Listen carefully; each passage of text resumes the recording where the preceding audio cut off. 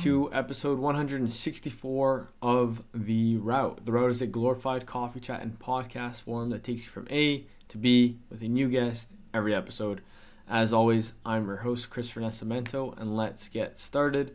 Before we begin today's episode, just a couple things to cover. As per usual, if you haven't already, subscribe to the podcast, follow this podcast, rate 5 stars, all that good stuff that you need to do. Be sure to do it before we begin. Just allows the podcast to grow a little bit easier. I believe we're on 10 audio platforms. We're on YouTube as well at the Routecast. You can find us there.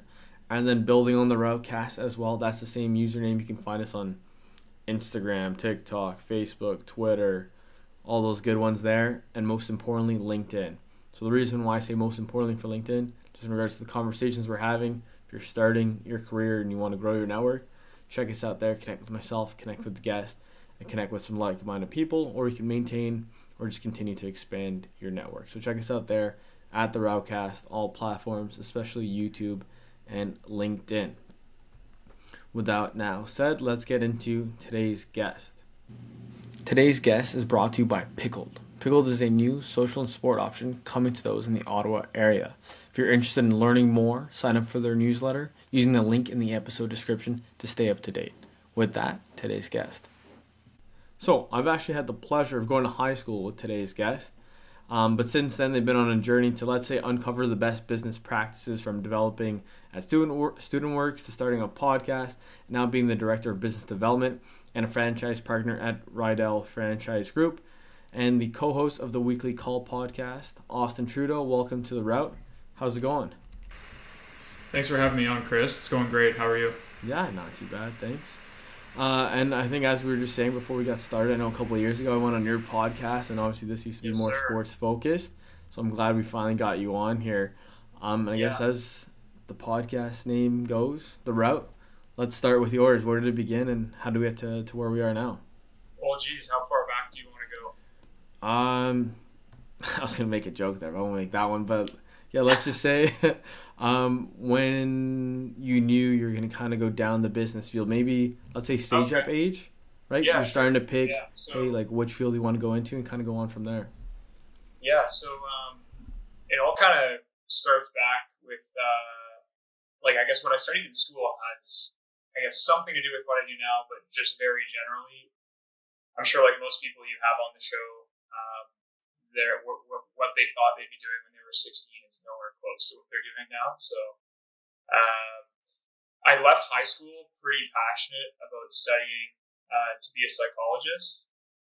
Reason being is that I grew up with my father had a traumatic brain injury, and so I would go to see his occupational therapist with him every month as a teenager. And I found what occupational therapy did for somebody with a brain injury to be magnificent. It was really helpful for my relationship with my father to communicate with him effectively. And I really enjoyed those sessions. And it was something I took a lot of interest in. So I was very passionate about doing that. So I left high school and went to John Abbott College in Montreal, one of the only CEGEPs that had a psychology profile program in social science. So it's essentially social sciences, but with like more psychology focused classes and more offerings there. So I went and did that and completed it in 2 years, a 2-year program. And at that point, I was still very sold on going to do psychology. And of course, the next step to do that is going to university, doing a bachelor's degree. So I went to go do bachelor's of arts in psychology, and very quickly found out that in order to become a psychologist in Canada is probably one of the most challenging feats to accomplish. It's probably more challenging than anything you and I have accomplished, to be honest, just in terms of a numbers game. Like, you would have to be getting a 4.0 in every class every year, do a ton of volunteer hours in laboratories, and then do a thesis in undergrad, thesis at master's, and then do your PhD, which is about 8 or 9 years of schooling, all with the hope of getting hired as a psychologist. And the issue with Canada is that there's very little mental health funding. So practically it means to an end, statistically. Of course, I could have done it, like I went to school with people that are now psychologists, and I'm like, oh my, like amazing. And I knew that it was just 9 years that I was like, man, if I don't know, like if there's because I knew people that were graduating and weren't getting jobs, right? And I was just like, damn. So I was about halfway through my, no, I was at the end of my first year, I guess, at my undergrad, so at Concordia. And I connected with, I was at a party, like a house party in Wakefield, and ran into an old friend. Do you know Gabriel Milling? Yeah, Luke's brother, yeah. You know Luke Milling, of course. Yeah. So yeah, you know his older brother Gabe.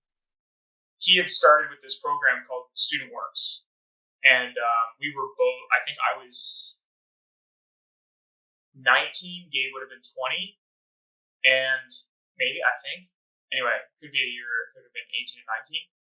Anyway, Gabe's like, hey, I joined this program. It's a program to teach university students how to run businesses. And the business is a painting business, and I'm going to run this business in Chelsea and Wakefield this upcoming summer. And it would be sick if you worked with me. I was like, that sounds like probably the most ridiculous idea I've ever heard. I am not a clean, detail-oriented person. I don't see myself as a painter. Like, what are you talking about? And anyway, long story short, Gabe's a very good salesperson. He works with me now to this day in sales, and he sold me on working with him. So I worked as a house painter. I didn't go back and work at my regular summer job at IGA in the the guys that slice meat, on the meat slicer. That's what I was doing every summer. It was a summer job. And so Gabe's like, listen, are you that passionate about working at IGA? Like, can you want to just come join my team? I'm like, yeah, okay, fine. So anyway, I did that. Fast forward 2 years, I worked for Gabe for 2 summers. And then Gabe left. Gabe went on to graduate and went on to something else. And I was like, you know what? I want to take this over. I think I have what it takes. I want to run the business. I want to learn sales. I want to learn marketing. And I saw how much money you could make running the business. So I was like, I'm down. Let's give it a go. And I really fell in love with the idea of leadership, coaching, and building a team. And obviously the hard skills of business, of management and sales, and well, I guess they're not categorized as hard skills. They'd be more soft skills. Accounting would be more of a hard skill, I suppose. But really the disciplines of how to run a business, I really enjoyed. And then also the relationships and space for great conversations around self-development, coaching, and leadership really lend itself to running and growing a small business. So that's what I really ended up loving about running a small business with, anywhere from 5 to 20 employees, depending on the year I was with StudentWorks. I ended up running that business for 4 years. And that took me to 2021. So I was then at that point like, hey, I'm pretty sure I'm going to stay in business. So I went and did a master's degree at John Molson at Concordia in business, specifically it was a master's of science in marketing. It was more of a statistics oriented degree around the math behind certain marketing strategies. Very specific degree. It wasn't as useful as I hoped it would be, but I would say I learned a lot more running a business than I did in school in general. Still enjoyed being a student and studying things that interest me, but in terms of how it was useful for my career, I would say definitely the hard experience of running a business was more useful. And so then I guess I'm kind of running on with this. You said, where did your route start? Oh, this is perfect. This is the route, right? Yeah, like people go through the route. I think you asked me where I started. Now I'm almost at the end. No, I asked you, take me through your route, and then you're like, where do you want to start? Okay. Yeah, so you're taking me through your route. Yeah, so then I guess I got to the end of StudentWorks. I got to a point with StudentWorks where I was graduating from my master's program, and I was turning 25. And for those listeners that don't know what StudentWorks is, it's such a valuable program. There's 300 student operators nationwide. Just on the East Coast, there's 300. There's also a West Coast program in Canada.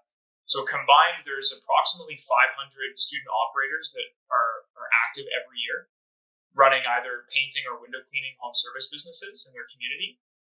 And the whole program is centered around developing young business owners. So it literally taught me everything I know about how to be organized, all the things that kind of scare people to not go into business. Like, how could I possibly do this on my own? How could I make sure I get paid? How can I do all? Student Works is like, it's a boot camp for how to run a business as a young person coming out of school. It's specifically built for people to be full-time in school, learning how to run a business in the summer. And so I did that for 4 years, and there's, as you can imagine, a high turnover rate because people do the program, they get all the value and knowledge they really want from it, and then they move on. That's actually a part of their business model. Is like they assume something like a 50% turnover rate per year, which in business is absolutely ridiculous for an organization of that size, right? So I was fortunate enough to be someone on their senior management team in terms of coaching and onboarding new business owner and new operators into the program. So by the time I was in my later years with Student Works, I was running a business alongside coaching a small team of 8 other operators that were all first-year rookies that I was overseeing and helping them get their business off the ground. So that duality of role, I absolutely loved. It was like the best of both worlds. I got to run my own business, and I also got to help others start their own businesses in areas that had nothing to do with mine, right? They're all across Eastern Canada. And I was getting to the age where I was starting to figure out, I was starting to think to myself, what am I going to do after this? Like, obviously, I don't necessarily see myself retiring with Student Works. So, like, what's next for me? And so that kind of brings me to what I'm doing now, where I'm no longer in school. I finished that in 2021, and I left Student Works in 2021, and I joined Rydel Franchise Group. So, Rydel, Rydel. We are a national roofing and siding home service franchise. And just by chance, the CEO and the COO of Rydel Franchise Group did Student Works 10 years before me. And so we have an alumni group of people per location. So for example, there's tens of thousands of people that have done Student Works now. And so there's these alumni groups in each city. And they're from Ottawa, so that's in my alumni group. So I was getting to know them a little bit, and they had expressed interest in starting to franchise their business because they reached the point where they were the largest residential roofing company in Ottawa. And so they had done so very strategically. One of the owners is an engineer by trade, and the other is a contractor by trade. So you can imagine that putting those two skill sets together led to a very large gain of market share in the residential roofing market in Ottawa and siding. And so they wanted to start franchising their business systems. And myself, along with the VP of Student Works at the time, him and I joined forces with Rydel, and I actually went to work at Rydel formally to start doing that. And so I joined like halfway through year 1. They already had 4 franchise locations when I joined, and what they needed was a lot of leadership and a lot of coaching around how to get people to hit their targets and how to develop people with certain, maybe, as a franchisee, you have certain weaknesses and certain strengths, and working with people that help you improve those is really important in a franchise group. So I joined Rydel as a franchisee first and quickly worked my way up to coaching other people again, like the same role I had with Student Works. So I kind of carved out a role for myself that was very similar to the work I'd already been doing with Student Works. And now fast forward 3 years, and we're now at 17 locations in Eastern Canada. And I'm the director of business development and oversee the entire coaching team. And I still have my original location that I have some very key people that help me run that location. 2 managers for both sides of the business and sales and production. And I'm involved with that day to day, or I would say week to week. And I do some sales for my location, but really my focus is on the entire franchise group. So that's kind of A to Z, Chris. Yeah, that's exactly what I want, right? It's the route. I want to hear how you did it, and now we're going to dive back into it. So that was perfect. That's perfectly executed. So now what I typically like doing too is just kind of going right back to the start, and then we'll work our way to where we are now. And funny enough, I think as you were saying at the beginning, I find typically almost every guest I've had to date so far, they always maybe, like you said, start off somewhere. Oh, I'm going to be a doctor, an astronaut, whatever you want to be, and they end up being a lawyer, right? Something like that, right? There's a completely big change, right? That's where the route kind of hits a fork in the road and you go one way or the other. So going back to, let's say, your fork in the road, right? You're talking about psych, how you're kind of diving into a bit further, and then you kind of, let's say, get hit with that realization, like, oh man, like there's still a decent road ahead. If I'm not sure about this, that's quite the time investment in regards to going through all that schooling and realizing, hey, like this isn't for me, or not even potentially getting a job, as you were mentioning, maybe some of your colleagues did. So what maybe, let's say, initiated that thought process? Because I know for myself, I was in accounting initially, and I was working in the government. They offered me a full-time role once I graduated. And as soon as they said that, I was like, nope, I'm out. I can't do this for a living. And then I switched to marketing soon after. So I was wondering if you had a similar experience. Oh, for sure. Yeah. I actually remember the exact moment where I was, the whole thing. It was actually the first summer. Like I worked, like I said, as a house painter for Gabriel for 2 summers. So at that point, I think I was like 20 or 21. And I was still an undergrad in psychology at that point because I was just working for him in the summer. And the year that I decided to take over the business from him when he left and moved on, I had to apply to be the owner in that, or the operator in that location. And I went through the interview process and got accepted, and I was really excited. And going into that first year, I was really nervous about running a business. I was like, this is going to be the perfect test because I'm in the final year of my undergrad. If I like it, I'll kind of know what direction I want to go. And if I don't like it, it'll work itself out. But I knew that this was a great kind of natural selection for me. Will I like running this business? And it turned out that like I said, I really enjoyed it.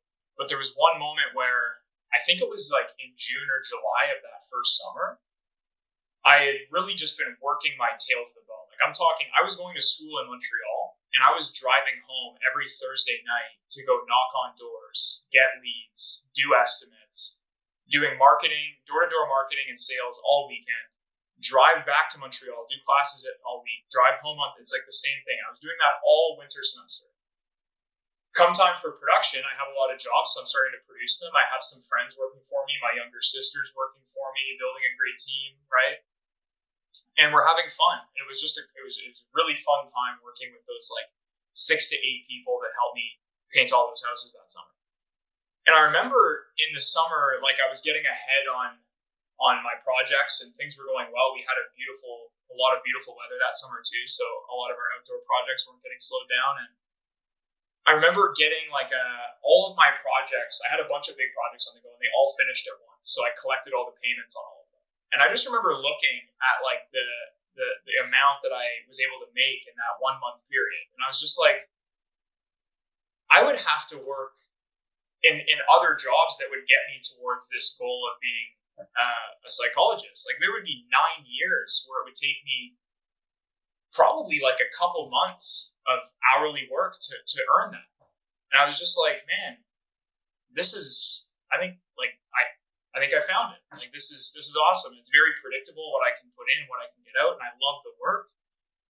And it's a results economy. That's one of the values that, you learn at StudentWorks is really, if you can place yourself in a results economy where you kind of eat what you kill, so to speak, right? So you're putting in all the effort. No one was forcing me to drive home, knock on doors, do sales when I was 20. But I really enjoyed it, and I put in the effort, and it happened to have worked out in that first year. So that was really the moment where I was like, damn, that I'm going to stick to this. Yeah, no, that sounds like a great moment to touch on. And I guess one of the things you then built on, I think building on that moment too, is once you realized you're in business, you're saying that's like, hey, like maybe I'd like to get more of a, let's say, formal education, because previously you had more of that psychology undergrad. So you went to the master's, right? But I think one of the things you touched on, and I can attest to this too, I found, when I graduated my undergrad, and I did a marketing one initially, or Bachelor of Commerce, I remember when I got to my first job and I was like, oh man, like they didn't teach me anything, right? Like, I got to like Atletico Auto, and then like, Chris, do we want help us with this marketing campaign? was like, cool, yeah, let's do it. And then I'm like, marketing campaign. And I remember I was going through my textbooks, and I'm like, wait. And then I You're remember like, I was okay, sick. I'll just remember how to do that. yeah. And then I was messaging my friends. I'm like, hey, did you notice they never taught us how to fully run a campaign? And then like I'm going through it, and I was like, oh wow, like so I had to start doing all this like research myself and like trial by fire, right? And that's how I Crazy. found I was starting Isn't to it learn more. crazy that that's the way Yeah, it works? You know, it's a bit weird. Yeah. it's so crazy, and that's why I kind of So wanted to much get time back and into that. money. Yeah, I Yeah, know. it spent in school. I mean, and I actually really enjoy being a student. Like, Yeah. I like the structure and the rigidity that it offers to get further ahead at something. And also, just I'm interested in what I'm studying, For but sure. the applicability sometimes what.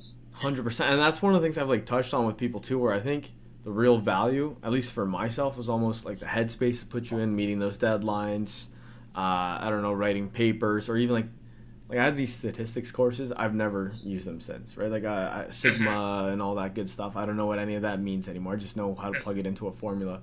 But I think like the way they make you think is what really kind of came out of it. And then I wanted to dive into your experience, like comparing the masters to, let's say, your experience operating the business, right? Because some people might say it's like your own masters, starting that business, because you learn so much, you fail, but like that's sometimes the real experience that you get to maybe grow on in that second business or a future business. So I want to hear your perspective on that, because I'm sure there's people listening that are like, hey, like what should I do? Well, yeah. So I'll share something on that, and it was actually kind of a funny conversation. I was taking a course called I think it was just called relationship marketing. I think that's what it was called, because that was what my master's was in, really, was marketing. And I remember where I was reading a paper once for class. We had to always read these papers and discuss them, and we had projects we were working on. And although I will say, just as like a side note, I really do appreciate the difference of experience as a grad student versus an undergrad student. It's a lot different, where you're more so relied upon to provide insight and be a part of a conversation as a group, because a lot of your courses are seminars versus lectures, which is actually really enjoyable. But back to this point, in one of the papers that was actually co-authored by the professor that was teaching the class, it said something about how door-to-door marketing was one of the most ineffective methods of marketing. And I was just like, as somebody who's currently running a business in the course that generates like 30 to 50% of their annual revenue from door-to-door marketing, I was like, interesting. So I brought it up in the seminar. I was like, hey, so I actually run a home service business, and I actually have a team of door-to-door marketers. And like, here's what I spend on door-to-door marketing, and here's what it gets us. And here's what I spend on Google marketing, and here's what it gets us. I was like, door-to-door marketing is easily the cheapest, highest leverage form of marketing that we have. And my professor was just like dead stare at me for like 10 seconds. I was like, that's interesting, and just moved on. I was like, okay, interesting. It's probably wasn't the right environment to bring that up, but I did. And I just remember it being like, oh, like this isn't about growing a business. This is about having a conversation, and talking about, I guess, like theory more than anything in the seminar, right? And so it wasn't that, like, I don't have any ill will at all towards the school, the program, the teacher. I'm just realizing, I'm like, is this the path I want to go down? Or, because I'm somebody that really wants to make sense of things. I'm very like, I'm a bit disagreeable in the sense that if someone presents me with a certain theory or way of thinking, I kind of want to test it, and I'm very aware of like coming to conclusions too early and being kind of limited in my beliefs. So I'm always trying to test certain things that I think and what others think. And in that moment, I was just like, I just don't see how I could do this for a long time in academia, And when you're out running your own business, the best part about running a business is you get feedback all the time, really quick, unsolicited. Like the world, the economy, the market will just give you feedback all the time on what works and what doesn't work. So that was a moment where I was like, like it kind of deviated me out of the academic path. And like one of the things when you complete a master's degree, they try to get you to, well, I shouldn't say try, like they invite you to apply to do a PhD. And I was just not as interested in doing it at the time because of that. And I could see myself maybe wanting to do it in the future, but at this point, I'm just really focused on I don't want to say the real world, but might be fitting in some cases. No, I think that's a fair point for sure. And Yeah. that's maybe something we can dive into just in regards to your experiences with Student Works, right? So let's say someone's listening, they don't really know what it is. But I know from, chatting with you, I know I've chatted with a couple other people or even people that have businesses in Ottawa, and they're telling me that they typically look for salespeople that, maybe have done Student Works while as a university student just because of the experience it gives them. So I wanted to dive into that a bit further because I think as you're mentioning there, right, like you learn so much by starting a business, but then being in an environment where, like you said, they're coaching you, they're developing you, you're kind of moving up where you applied to be an operator, then eventually became, I think a coach is what it was called. Yeah. And, right, like they have those development stages for you, right? Yeah, exactly. But at the same time, they almost have, like they allow you to play within a fenced area, let's say, right? Like I'm sure they... Dude, 100%. And that like we actually, the people, like the alumni group refers to it as the Student Works Sandbox. Yeah, I can see that, exactly.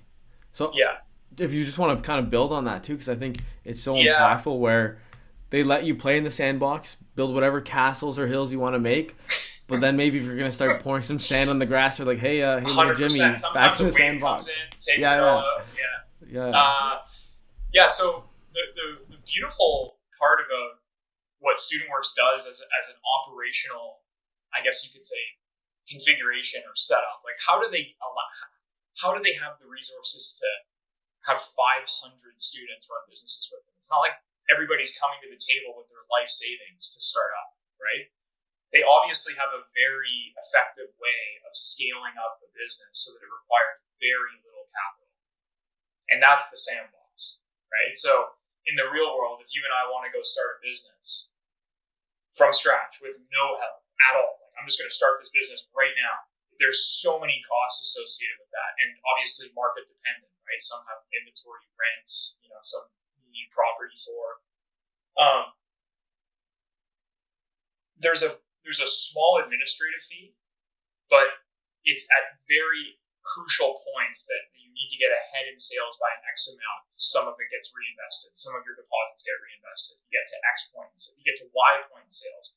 Now you've unlocked a small portion of your cash assets to invest into marketing, etc. So like all of the initial sales need to come from the operator.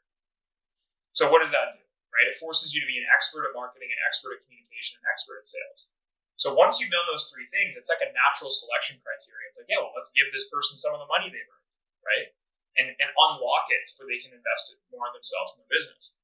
But there is, like you said, that rigid structure to make sure that it is fail-proof. Like for people that join Student Works, end up just not enjoying it and not wanting to do it at all, there's exit paths as well. It's not necessarily what people shoot for, but it happens, right? Like people exit the program, and there's ways to do that are very cash sensitive. But because the whole program is designed with very key checkpoints and milestones to unlock investing and spending, it is that like sandbox fail. I don't want to say fail proof because it's not like they've invented something new, but it's just really just like how they go about scaling up a business. And being a part of that organization from a coaching perspective, when I was helping other people scale up their businesses for the first time, that was a really, I saw how certain people try to bend and manipulate that sandbox a little bit, and holding people accountable to doing things a certain way and for their sake more than anything was really when I saw the value in franchising and why I knew I wanted to stay in the world of franchising and franchise businesses, because that is the silent value that franchises provide to their franchisees. It's the structure in order to operate a business in a very organized, planned, and low-stress way to have predictable margins and returns. And really the business, and I'm kind of speaking out of pocket here, could be anything, right? Like you see franchises, there's a franchise now going across Canada for barbecue cleaning. Like people that come and clean your barbecue at your home, right? And they do I think in their first year, like they're actually from Western Ontario. It was just a bunch of kids that went to Western University, and now they're selling franchises across Canada. Like, but why would we get into barbecue cleaning? Am I passionate about barbecue cleaning?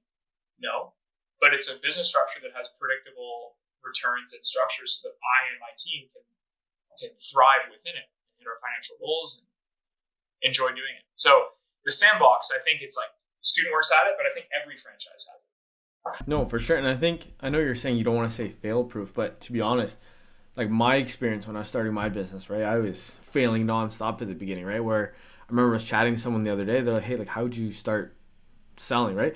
I was DMing companies on Instagram, right? Like, I was just like, "Hey, like, do you wanna work with me?" But hey, good for you though. Yeah. That's like the equivalent in your market. That's like what you would do, because you can't really. Yeah. You're just cold outreach. Every business has to do cold outreach when you start. Exactly, but like that's the thing where like maybe initially I'll say it's an ego thing where I was, let's say, scared to reach out to people and be like, "Hey, like, how do you actually do in regards to like getting partnerships with large brands?" Right? And once I started, asking, they're like, "Oh, well, you can do this," and different people taught me different things. Yeah. And by the end of it, I had like a full, sales process. Like it was very clean and organized, and it was very almost identical to, what you would see at a different company. And then I started meeting with X, Y, and Z people. But like you were saying there, great. It almost is or was fail-proof having those franchise models, because let's say Chris was off DMing people on Instagram, they'd be like, "Come here, Chris, like email them or like use these tools so you could email them," right? Yeah. That would have saved me 6 months. Imagine you're in that environment, but you just have hundreds of people around you that have been doing it for years, and they're like, "Exactly, try this." Yeah. Exactly, and that's one of those things where I think it's so valuable in the Student Works, right? Just the people you have around you, the resources, or the learnings they can teach to you. Whereas if you're doing it on your own, right, like you're trialing by fire, and if you're failing, you got to try again. Otherwise, you quit and kind of move on, and then you kind of realize and go from there. But yeah, I think it's really cool. And then I guess building on that franchising topic, I'd like to like learn more about how you got to Rydel, and I know you maybe mentioned that, but what's that like for those that don't know, and how's your experience been to date? So yeah, one of the key differences between Student Works and Rydel, they are similar in many ways, but they are very different in one ways. That in Rydel, or really any other actual franchise business, is that you own the business. Like if you're a franchisee, you fully own the rights to that location in that city in these postal codes. So you own it. No one can take it away from you. Like franchise law in Canada is very rigid. It protects franchisees way more than it protects franchisors. So you own the rights to your business under the banner of the franchisor. At Student Works, you are a licensee of a brand. You do not own anything, right? You're paying a royalty on revenue, and in actual franchise groups, you're paying for the fees of the support you get, for example, accounting, admin, estimating, etc. But you obviously have way more startup costs, like hard cash startup costs in a franchise, because you actually have to buy the equipment, you have to buy the business. There's an actual franchise fee to buy in, right? So they're kind of similar because they're similar in the way they support you day to day once you're in the business, but they're very different in terms of like how they're owned and how you become involved, so to speak. What does that experience now look like, right? So let's say someone comes to shadow you for the day, right? Yeah. What does that day kind of look like for you? This thing is my world right here. I have like a 120-inch whiteboard in my office. Like that's my life. In terms of like the things I got to do and where I got to be and people I got to call, etc. Because I have a bit of a dual role with regards to like overseeing the performance of like my location a little bit more in depth and involved than I would be in helping another franchisee on a specific challenge or project, or just in any sort of our weekly coaching conversations. So my time, I would say, is generally split about 30% on my location, 70% on my BD role with Rydel.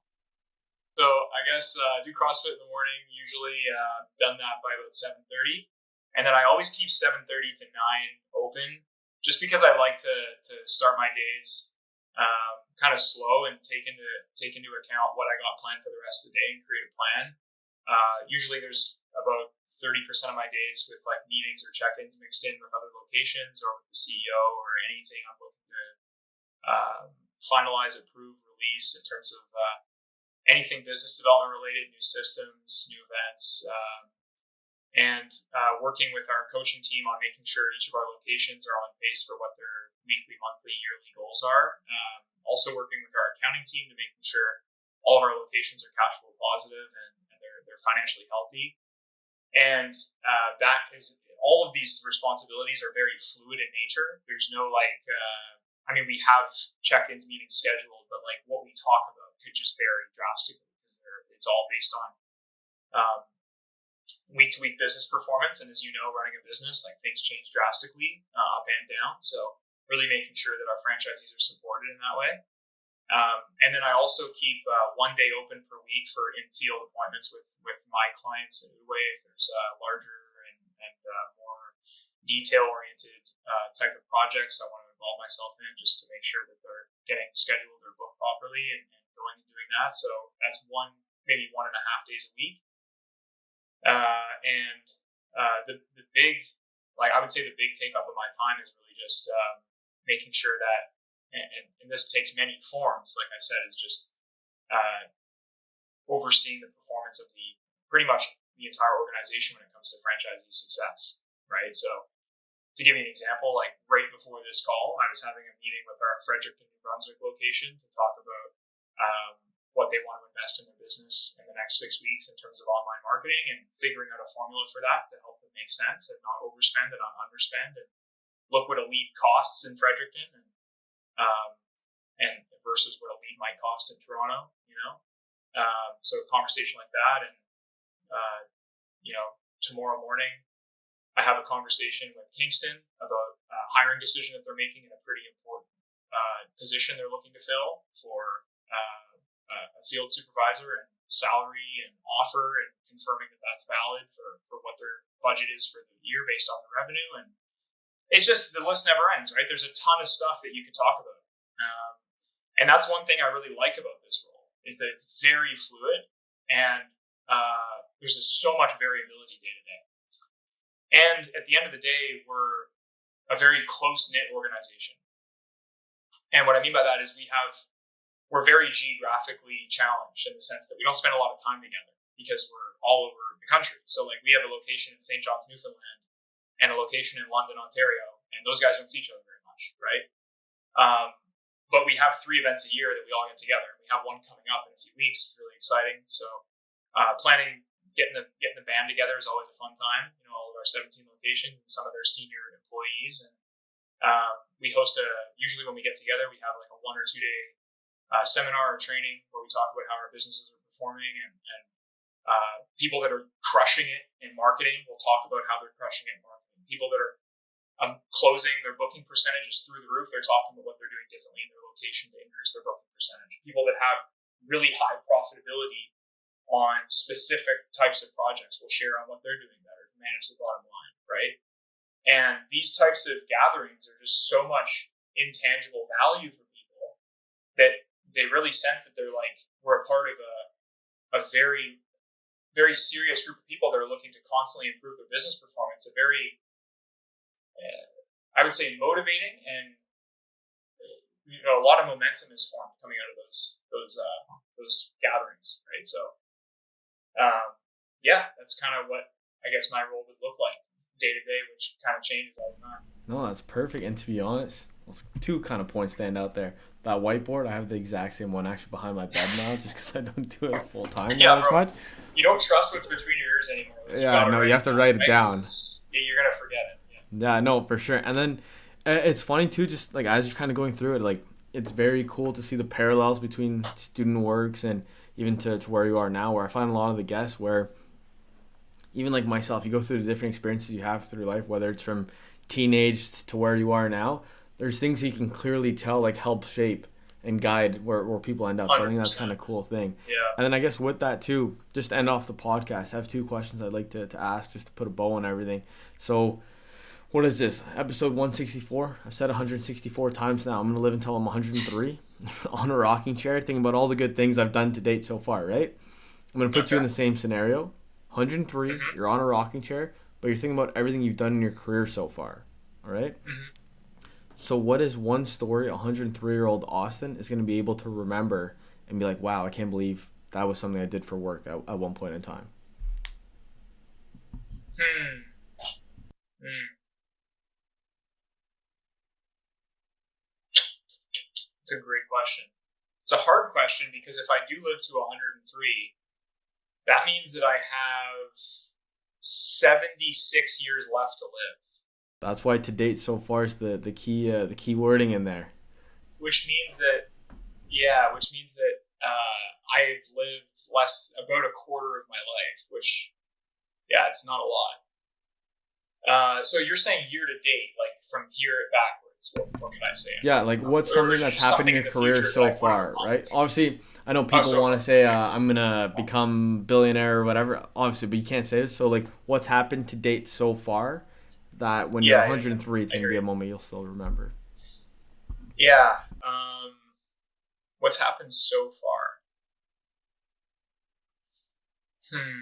Maybe it could be your first sale at Student Works. Yeah, Maybe yeah, when you kind of hit that yeah. next level, or maybe when you fell in love with it, or even just when you moved on to Rydel and you really kind of realized, hey, like this is for me. Like maybe it doesn't need to be the biggest moment, doesn't mean need to be a success, it could be a failure, or just one moment that kind of stands out to you, like wow, like that was pretty cool. Um,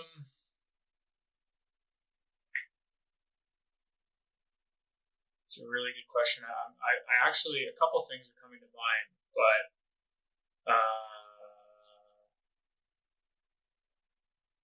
there is there's a community center in Wakefield that is run by a bunch of volunteers. And in my first year of running this student painting business, I knew nothing of like you were saying. I mean, even though I was surrounded by hundreds of people that were running their business, I was still terrible at sales. Like so bad so that my coach at the time would when he would come to do estimates with me, like I remember just how frustrated he'd get. He's like, bro, like you're literally talking at people. You're not even listening to what they're saying. Like it's very clear that you're not listening to the words that are coming out of their mouth. This is holding you back tremendously. Like this is the type of feedback I was getting on my sales process, right? So I ended up getting connected with one of the volunteers that ran this community center, and they needed to paint it, and it's a massive job, like so much like details, an old Victorian heritage building. It just has all these ornate details, and it was like extremely complicated to do. And as a 19 or 20-year-old kid, I'm just like, I see it, I'm like, oh, it's a big project. It'd be insane to be able to do that, you know. And my first year, I was talking to them, and they're like, yeah, we just like don't have it in the budget because it's a volunteer, community supported building. And I'll say the other details, but essentially, after like following up with this one person for like probably every 6 months for 3 years, they finally were like, "You got it, let's do it." And I was like, "No way, this is amazing!" So we did it in my final year, and it was kind of like a nice little bow tied up like my whole student works experience. 4 years of running this business, like hundreds of projects, but like this one kind of meant something to me. And I still drive by it every day. Like when I leave my house now and I drive by and I go and drive through in Wakefield, like I see it and I just think about that. It's just a fun memory, and a lot of people in the community spend time there. And it's kind of fun. It's cool to think about that. And then the project itself, managing it, was a complete It went really well, but it was extremely like complicated to manage as a project when I was 21 or however old I was.